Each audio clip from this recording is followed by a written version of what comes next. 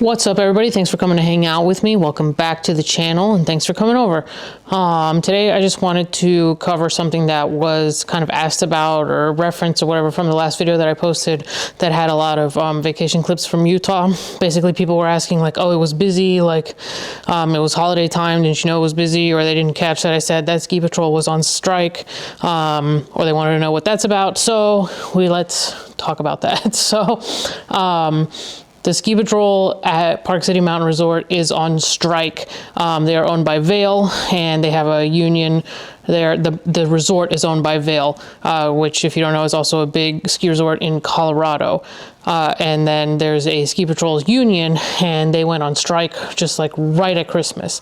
So if you take a look at the video I just posted, you'll see that there's like very few skiing, snowboarding clips in there. That's because basically we only went out twice. So the first time that I went out riding, there was almost no snow, which was right when I first got there. So you can see when I'm like riding the lift and stuff, there's really no snow around the edges. It's very brown and rocky. So like 3 days after that, we got a huge snowstorm, kind of multiple snowstorms, multiple feet of snow.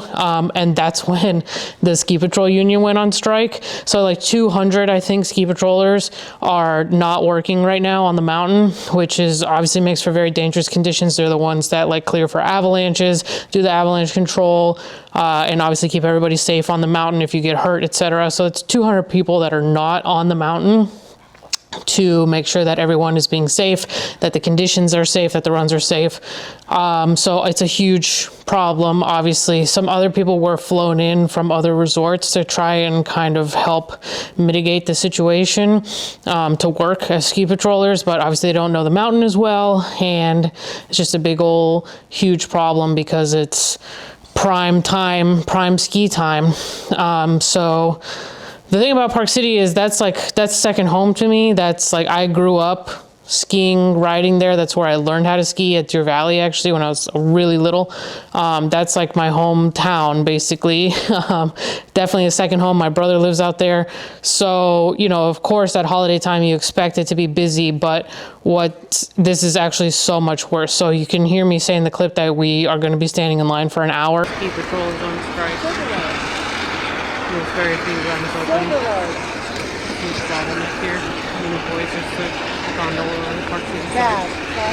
We're going to be stuck in this line for like an hour. It's because so the side of the mountain, Park City is basically two resorts now that have been merged into one. So it used to be Park City Mountain Resort and the Canyons.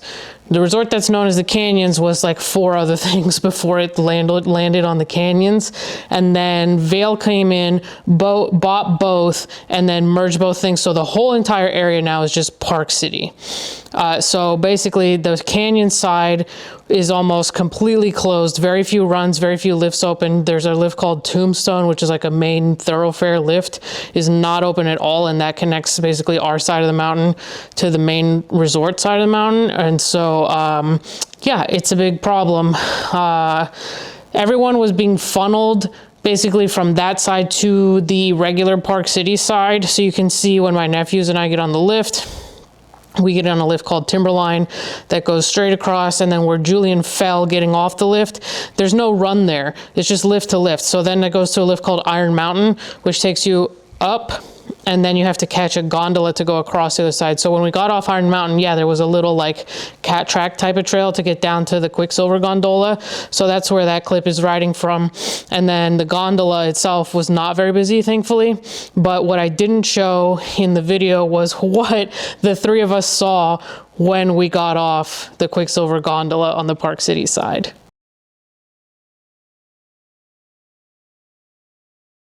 Pretty busy, pretty crazy. Like, personally, haven't ever really seen it like that. They were funneling everyone into that bottleneck on that side, and we stood in that line, we went up, we took a run, we tried to get to the Bonanza lift. When we got to the Bonanza lift, it was still complete chaos, like backed up the ski run. People had taken their skis and snowboards off, just standing up, lining up underneath the ski lift. And my nephew Sebastian was like, this sucks, I'm done, like I'm done. And both my nephews and everybody's like super expert skiers, but you just couldn't get to any of that terrain. That was the other thing that was like dangerous, is they're like flooding everyone into very few runs that are mostly like groomers, green runs, a few blues and blacks, kind of regular resort runs. So like you can't get away from the crush of the crowd, and you've got beginners going very slowly on these runs, which is fine. That's their right to do so, but it's so busy. There's just a dangerous amount of people like packed into very few runs. So I know for a few days towards the end of my trip that no day passes were sold. Like lift tickets, no lift tickets were sold like on the day at the windows or whatever to be able to get up. It was only people that had Epic passes, which is like the local season pass or whatever, and then people who had like previously purchased their tickets. So like they were not selling day passes. I also know that Deer Valley was completely sold out for like many days. That's not unusual at Christmas time of year, holiday time of year, because it's actually a much smaller resort, and they have, you know, like a lower limitation of how many people they let on the mountain. It's also like a very fancy ski resort. They don't allow snowboarding, and they keep everything like really nice and bougie over there. But they were completely sold out. So yeah, it's a huge issue. It's ongoing. The strike is ongoing. I don't know what's going to happen, because my friends and I really would like to go back at the end of this month, which is my birthday and Sundance, and like kind of a number of reasons that would be cool to go back over there. I definitely thought the strike would be resolved by now. I'm pretty surprised that it isn't.